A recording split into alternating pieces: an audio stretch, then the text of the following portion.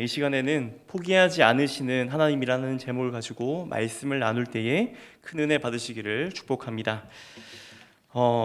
우리는 요나 이야기를 너무나 잘 알고 있죠. 우리가 그 주일학교 시절부터 많이 들어왔던 이야기입니다. 요나는 주전 8세기 초에 북이스라엘에서부터 활동했던 선지자였습니다. 1절에 의하면 요나는 아미떼의 아들이라고 소개되어지는데 우리는 이 아미떼가 누군지 모르고 또한 요나의 배경이 어디서부터 와서 또 누구 가정인지 누구 가문인지 전혀 알 수가 없습니다. 성경에 기록되어 있는 그런 힌트가 없습니다. 요나서 외에 요나에 대해서 언급하고 있는 것은 열왕기하 14장 25절 말씀인데 그 말씀에서도 단편적으로 요나를 말씀합니다. 요나를 통해 하나님의 말씀이 성취되었더라 이 말씀 정도만 기록하고 있습니다. 아마도 이스라엘의 선지자로서 요나는 하나님께서 주시는 말씀을 그 이스라엘 사람들에게 전하는 그냥 하나님의 스피커 역할을 했던 것으로 보입니다. 그런데 어느 날 요나는 하나님께로부터 아주 특별한 사명을 받게 됩니다. 무슨 사명이었습니까? 너는 일어나 저 큰 성읍 니느웨로 가서 향하여 외치라. 하나님께서는 아주 단순한 명령을 요나에게 내리셨습니다. 일어나라, 가라, 외쳐라. 그런데 문제는 그 장소가 니느웨라는 곳이었기 때문입니다. 이스라엘이 아닌 이방 나라의 큰 도시에 가서 회개를 외치라라는 것이었죠. 여러분, 니느웨가 어느 곳인지 아십니까? 이스라엘의 철천지 원수인 아수르라는 나라의 수도입니다. 그 잔인하고 끔찍한 아수르의 심장부에서 하나님의 말씀을 전하라는 그 명령을 듣고 요나는 참 고민에 빠집니다. 이스라엘 개적인 그들에게 어떻게 하나님의 말씀을 전할 수 있는가? 이것은 요나에게 불편하고 부담스럽고 내키지 않는 하나님의 명령이었습니다. 요나는 이런 일을 명하신 그 하나님을 도저히 이해할 수 없었습니다. 생각할수록 그 니느웨라는 곳에 가기 싫었고 화가 났습니다. 이런 일을 시키는 하나님에 대한 원망과 불평이 이 요나 가운데 자리 잡았다는 것을 우리는 성경에 대해서 자세히 나와 있지 않더라도 짐작할 수 있습니다. 그래서 요나는 어떻게 합니까? 우리 3절 말씀을 한번 함께 읽겠습니다. 시작. 그러나 요나가 여호와의 얼굴을 피하려고 일어나 다시스로 도망하려 하여 욥바로 내려가더니 마침 다시스로 가는 배를 만난지라. 여호와의 얼굴을 피하여 그들과 함께 다시스로 가려고 뱃삭스를 주고 그 배에 올랐더라. 하나님의 말씀이 요나에게 주어졌습니다. 그런데 요나는 그 말씀에 대하여 제일 처음에 뭐라고 반응하고 있습니까? 그러나라고 반응하고 있습니다. 요나는 이 불편하고 부담스러운 하나님의 명령을 지금 무시하는 겁니다. 그리고 그는 하나님으로부터 도망치기 시작합니다. 선지자가 이제는 도망자가 된 것입니다. 요나는 3,000km나 떨어진 다시스로 도망하기 위해서 그 니느웨랑은 정반대 방향인 욥바를 향해서 가게 됩니다. 그리고 마침내 다시스로 떠나는 배가 한 척 기다리고 있는 것을 보게 되죠. 그리고 그는 싹스를 주고 배에 올라탑니다. 그리고 머나먼 여행을 시작합니다. 그렇다면 이 요나의 도망은 과연 성공했을까요? 불행하게도 그렇지 못했습니다. 하나님은 바다에 거대한 폭풍을 일으키십니다. 하나님께서는 지금 그 요나를 향하여 무섭도록 추격하고 계신 것입니다. 그렇게 바다에서 광풍이 일게 되고 그 뱃사람들은 직감적으로 알게 됩니다. 이 폭풍이 임한 것은 하나님의 개입하시는 손길이 있구나. 누군가 초월하는 신의 존재가 우리의 지금 이 항해를 가로막고 있구나. 그래서 제비를 뽑게 됩니다. 결국 요나는 제비에서 뽑히게 되고 배 밖으로 던져지게 되는 것이 우리가 오늘 읽은 이 성경의 내용입니다. 여러분은 이 말씀을 읽을 때 하나님에 대해서 어떻게 생각이 드십니까? 정말 좀 무서운 하나님으로 좀 생각나지 않으십니까? 그도 그럴 것이 하나님께서는 지금 너무나도 과격하게 행동하는 것처럼 보이십니다. 오늘 말씀 4절을 보면은 하나님께서 큰 바람을 바다 위에 내리셨다라고 말씀하고 있는데요. 여기서 사용된 히브리의 원어 뜻은 큰 바람을 바다 위에 던지셨다라고 말하는 것입니다. 여러분, 이 상황을 한번 상상해 보십시오. 만유의 주제 되시는 전능하신 하나님께서 큰 바람을 그 바다를 향하여 집어 던지시는 것을 한번 상상해 보십시오. 그렇다면 이 사건을 통하여 하나님께서 우리에게 말씀하고자 하는 그 내용이 무엇입니까? 마치 하나님께서 이렇게 다그치는 것만 같습니다. 너는 꼭 내 명령을 지키지 않으면, 너는 내 명령을 이행하지 않으면 너는 반드시 죽게 될 거야. 꼭 이런 메시지가 선포되는 것 같습니다. 그런데 과연 그럴까요? 물론 우리는 하나님을 두려워할 줄 알아야 합니다. 우리 모두는 하나님을 경외하는 마음을 가지고 살아야 합니다. 우리는 하나님을 두려워하며 하나님을 경외하는 마음 가지고 신앙생활하며 우리의 모든 삶의 순간 가운데서 그렇게 살아야 합니다. 그러나 오늘 본문 말씀을 단순히 그렇게만 적용할 수 없다는 겁니다. 하나님께서는 그 어떤 것도 마음대로 그분의 뜻대로 하실 수 있는 분이십니다. 그런데 하나님의 뜻대로 만들어 가시는 그 방식이 어떤 방식을 사용하십니까? 각 사람들에게 사명을 주시고 그리고 그 사람들로 하여금 동력하게 하시는 것이 하나님의 방법입니다. 그 무한한 지혜로서 각 사람에게 가장 알맞은 사명을 주십니다. 그러니 이 사명이라는 것이 얼마나 중요한 것이겠습니까? 그런데 이 중요한 사명을 요나에게 주었더니 지금 이 사람이 너무나 어이없게 행동하고 있습니다. 만왕의 왕 되신 그 하나님의 명령에 순종하기는커녕 지금 그것을 거역하고 지금 오히려 도망가고 있습니다. 너무 어처구니 없지 않습니까? 우리가 이 요나라는 선지자를 찬찬히 살펴보면 이 사람은 구제불능입니다. 우리가 요나서를 끝까지 읽어보면 아시겠지만 나중에 회개하고 요나가 회복된 후에도 어떻게 합니까? 끝까지 하나님께 따지고 하나님께 대들고 하나님께 불평을 쏟아놓는 것이 바로 이 요나의 모습입니다. 자, 그렇다면 여러분 한번 생각해 보십시오. 만일에 여러분께서 하나님의 입장에 서서 한번 생각해 보시기 바랍니다. 중요한 사명이 완수되어야 합니다. 중요한 나의 뜻이 있는데 이 뜻이 꼭 이루어져야 합니다. 근데 이 사명을 맡은 사람을 보니까 어떻게 했습니까? 지금 도망가고 있습니다. 딱 보니까 싹수가 놀았습니다. 그렇다면 이 문제를 가장 쉽고 가장 빠르고 가장 효율적으로 해결할 수 있는 방법이 무엇일까요? 답은 간단합니다. 이 구제불능인 요나라는 선지자 대신에 다른 선지자를 사용하면 그만입니다. 어느 세월에 이 요나를 고쳐서 쓰겠습니까? 이 요나라는 사람은 통치적인 난국이고 그리고 구제불능입니다. 이 사람에게 중요한 일을 맡기기에는 너무나 위험 부담이 큽니다.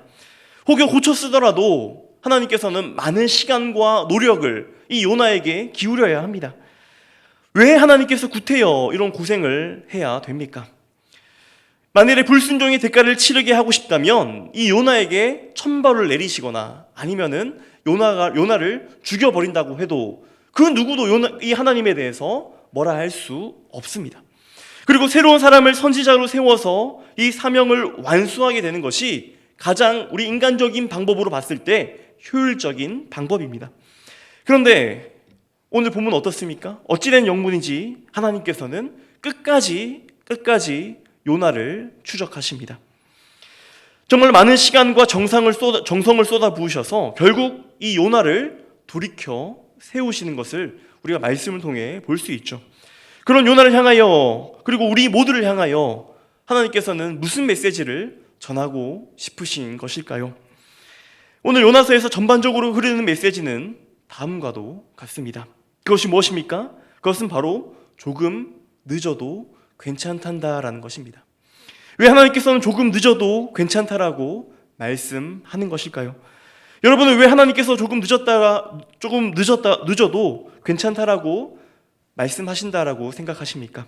왜냐하면 너와 함께 가는 것이 제일 중요하다라고 하나님은 오늘 말씀을 통하여 우리에게 말씀하시기 때문입니다. 하나님께서는 구제불능인 요나를 사용하셔서 하나님의 영광을 나타내기를 원하셨습니다. 그러기에 아무리 늦어도 지금 하나님께서는 이 요나를 기다려주고 계신 것입니다. 지금 요나에게 괜찮다라고 말씀하고 계신 것입니다. 그리고 이 요나와 함께 그와 함께 이 길을 걸어가기를 원하고 계신 것입니다.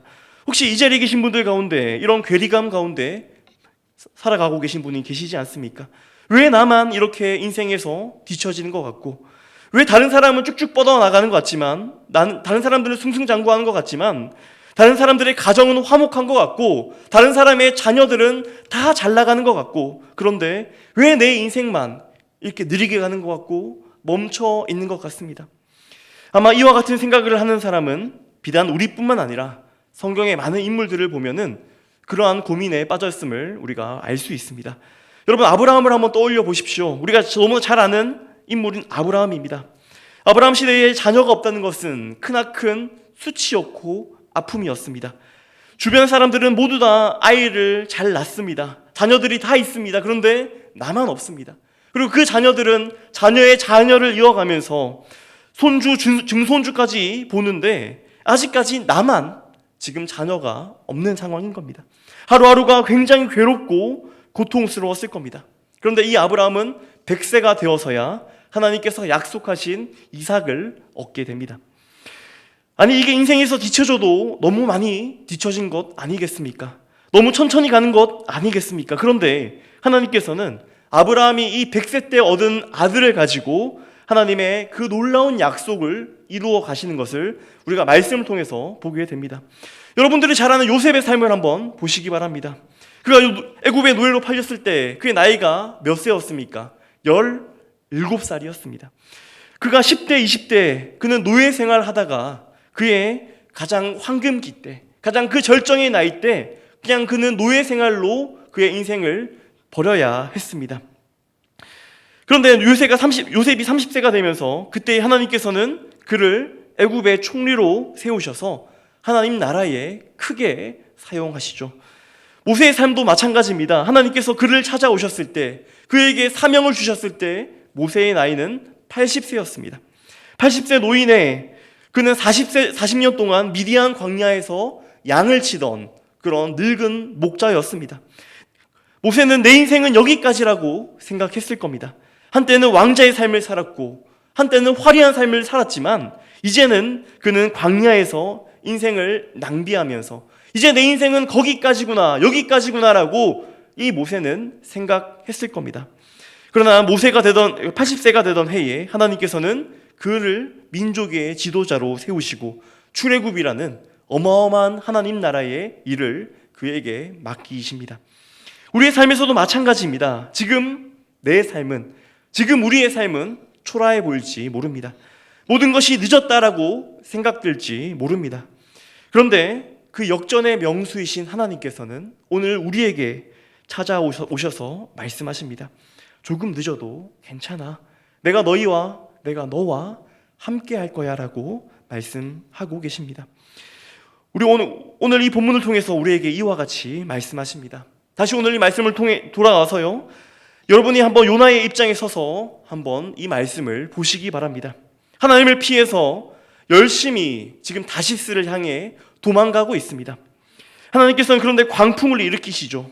파도가 요동치고 배가 이리저리 흔들리고 내동댕이 쳐집니다.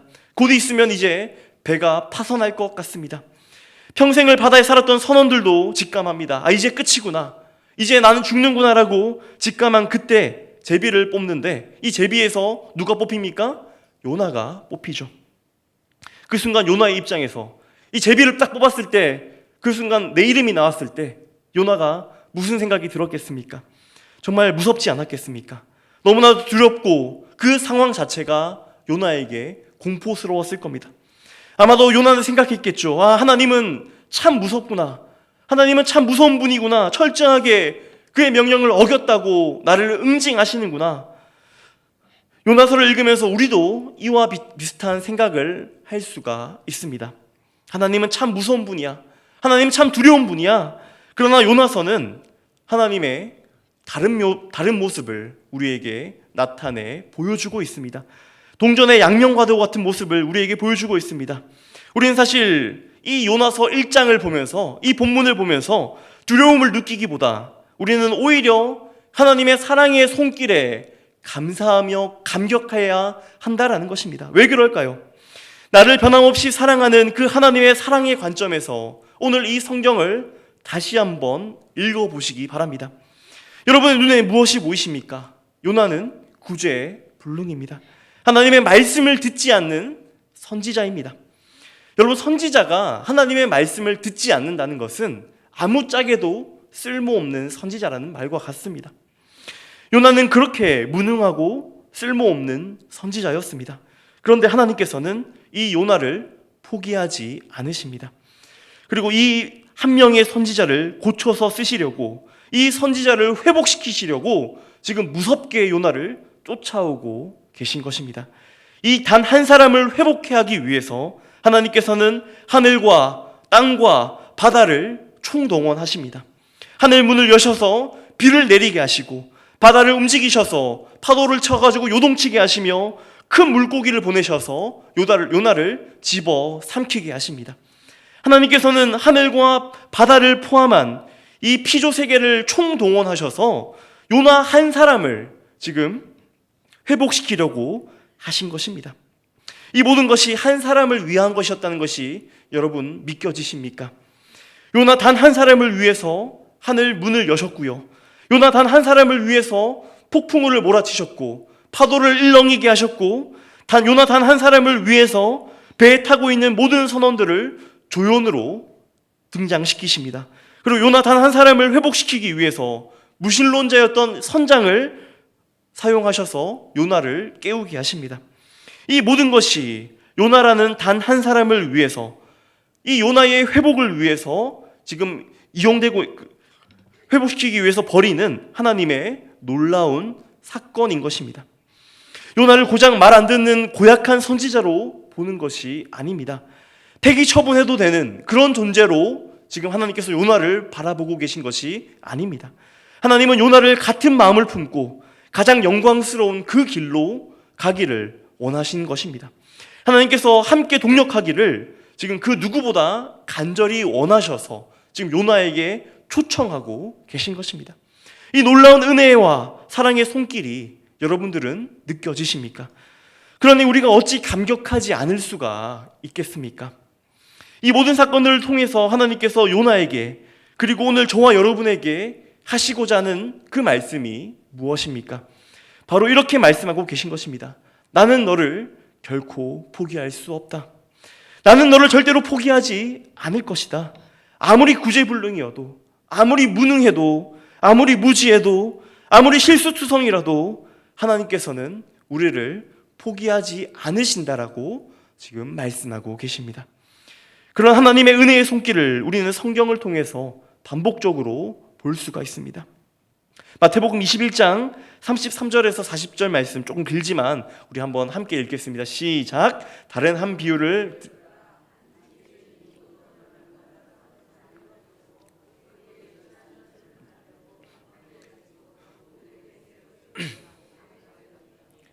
열매 거둘 때가 가까움에 그 열매를 받으려고 자기 종들을 농부에게 보내니, 농부들이 종들을 잡아 하나는 심히 때리고 하나는 죽이고 하나는 돌로 쳤거늘 다시 다른 종들을 처음보다 많이 보내니 그들에게도 그렇게 하였는지라. 후에 자기 아들을 보내며 이르되 그들이 내 아들은 존대하리라 하였더니 농부들이 그 아들을 보고 서로 말하되 이는 상속자니 자 죽이고 그 위에 유산을 차지하자 하고 이에 잡아 포도원 밖에 내쫓아 죽였느니라. 그러면 포도원 주인이 올 때에 그 농부들을 어떻게 하겠느냐. 아멘. 옛날 옛적에 한 집에 주인이 있었습니다. 그 사람이 아름다운 포도원을 만들었습니다. 그렇게 아름다운 포도원을 만들기 위해서 어마어마한 돈과 시간과 정성과 노력을 퍼부었습니다. 모든 것을 다 쏟아부어서 꽤나 그럴듯한 괜찮은 포도원을 만들었습니다. 그리고 주인이 농부들에게 세를 내어줍니다. 그리고 머나먼 타국으로 떠나죠. 자, 이제 농부들은 어떻습니까? 횡재한 겁니다. 어마어마한 복을 받았습니다. 아름다운 포도원에서 일하면서 잘 먹고 잘 살 수 있고 수많은 혜택들을 이 포도원에서 농부들은 누릴 수가 있습니다. 다만 한 가지 조건이 있습니다. 그 조건이 무엇입니까? 이 포도원의 주인, 이 주인의 주인됨을 인정해야 했습니다. 그래서 그 수확물의 일부분을 주인에게 다시 돌려드려야 했죠. 시간이 지나 이제 수확할 때가 됐습니다. 그래서 머나먼 타국에서 이 주인이 종들을, 그 하인들을 보냅니다. 그랬더니 이 농부들이 어떻게 합니까? 그 하인들이 누구는 때리고 돌로 치고 누구는 죽여버립니다. 참 어이없지 않습니까? 너무나 어처구니 없는 사건입니다. 아니 어떻게 은혜를 이렇게 원수로 갚아낼 수가 있습니까? 정말 총체적인 타락입니다. 만일 여러분이 주인이라면은 이런 경우를, 이런 일들을 겪으면 어떻게 하겠습니까? 당장 쳐들어가서 이 농부들에게 그 책임을 물을 겁니다. 그러나 자비와 은혜가 풍성했던 이 주인은 어떻게 합니까? 인내하고 참습니다. 그리고 어떻게 하죠? 더 많은 하인들을 그들에게 보냅니다. 두 번째 기회를 준 것이죠. 그러자 이번에는 농부들이 어떻게 합니까? 첫 번째와 똑같이 행동합니다. 누구는 때리고 누구는 돌로 치며 누구는 죽여버립니다. 자, 이제 어떻게 하시겠습니까? 여러분이 주인이라면은 이제는 참지 않을 겁니다. 근데 이 주인이 이렇게 말합니다. 그럼 이제는 내 아들을 보내리라. 내 아들이라면 이 사람이 존대할 것이다. 여러분, 이 비유를 한번 잘 생각해 보십시오. 이 비유의 초반부에는 누가 이상한 사람이었습니까? 이 농부들이 이상한 사람들이었습니다. 아니 어떻게 은혜를 그 원수로 갚을 수가 있습니까? 말도 안 되는 행동을 한 것입니다. 이 농부들은 총체적으로 타락한 이 죄인 중에 죄인의 모습을 보여줍니다. 그런데 이 비유의 후반부를 가면서 우리는 이 종들보다 이 주인의 모습이 좀 이상해 보이지 않습니까? 조금만 생각해 보면 사실 이 주인이 더 이상한 사람입니다. 그렇게 은혜 받을 수 없는, 은혜 받을 자격 없는 사람들에게, 그렇게 총체적으로 완전히 타락해버린 사람들에게, 더 이상 고쳐쓸 수 없을 정도로 구제불능인 사람들에게 계속해서 은혜를 베풀었건만, 그런데 이제 단 하나밖에 없는 아들을 보낸다라고 말씀하고 있습니다. 여러분들은 이게 정상이라고 생각하십니까? 이건 너무나 이상한 일입니다. 세상적인 관점에 봤을 때, 인간적인 관점에 봤을 때 이거는 말도 안 되는 일입니다. 그런데 만일 이 말도 안 되는 일이 우리에게 실제로 일어났다면 여러분들은 어떻게 하시겠습니까? 여러분, 이 사건이 어떤 사건입니까? 바로 우리에게 일어난 예수 그리스도의 십자가 사건이죠. 이 예수님의 비유 안에는 모든 것이 다 잠겨져 있습니다. 태초에 하나님께서 천지를 창조하셨습니다. 아름다운 포도원을 만드는 것 같이 이 세상을 만드시고 우리를 이 땅에 하나님의 대리인으로 이 모든 피조물들을 관리하는 청지기로 세우셨습니다. 그만큼 어마어마한 권한을 우리에게 주셨죠. 너희는 생육하고 번성하고 땅을 다스리라 라고 하나님께서 우리에게 말씀하셨습니다. 그리고 이 땅에서 얻어지는 수많은 혜택들과 그 모든 권한들을 누리면서 살도록 하셨습니다. 우리에게 축복을 쏟아 부어주셨습니다. 그런데 단 한 가지 조건이 있었습니다. 그 조건이 무엇입니까? 하나님의 주인 되심을 결단코 잊지 말라는 것이었죠. 그런데 우리의 결론은 어떻습니까? 하나님의 왕 되심을, 하나님의 주인 되심을 잊어버립니다. 하나님의 주인 되심을 인정하지 않았습니다. 하나님께서 앉으셔야 하는 그 왕자에 내가 앉아 버렸습니다. 그래서 인간은 하나님의 통치하심을 거부하게 되었고 죄에 빠지게 됩니다. 하나님께서는 그것을 너무나 안타깝게 여기셔서 하나님의 종들을, 하나님의 그 하인들을 우리에게 계속해서 보내십니다. 그 선지자들을 우리에게 보내십니다. 그리고 돌아오라고, 그래서는 안 된다라고 계속해서 회개의 메시지를 보내셨습니다. 지금 사망의 길을 가고 있으니까 여호와께로 돌아오라고 말씀하십니다. 그런데 선지자들은 그렇게 외쳤건만 우리는 그들을 잡고 돌로 치며 그들을 죽였습니다. 은혜와 자비가 풍성하신 하나님께서는 인내하고 또 인내하시면서 기다리고 또 기다리시면서 더 많은 선지자들을 보냈지만 그 결과는 똑같았습니다. 아무리 많은 선지자를 보낸다 할지라도 우리는 그들을 학대하고 죽였습니다. 그래서 이제 만유의 주제 되시는 하나님께서는 결단을 내리십니다. 어떻게 하십니까? 이제는 내 아들을 보내리라. 하나밖에 없는 그 하나님의 아들, 그 아들을 이 땅에 내려보내주셔서 구제불능인 인간을 살리시기 위해 십자가에 목숨을 내려놓으십니다. 십자가 앞에 똑바로 서게 되면은 우리는 이것이 얼마나 큰 은혜인지 알 수가 있습니다. 예수님은 온 우주의 통치자 되시고 영화로우신 분이시며 평강의 왕이십니다. 반면에 저와 여러분은 나는 어떤 존재입니까? 구제불능이고 총체적으로 완전히 타락한 죄인들 아닙니까? 벌레만도 못한 죄인들 아닙니까? 그런 나 같은 죄인을 살리시기 위해서 하나님의 아들이신 예수님께서 이 땅에 오셔서 십자가에서 목숨을 내려놓으신다는 것이 과연 어떤 의미인지 여러분들은 짐작이 되십니까?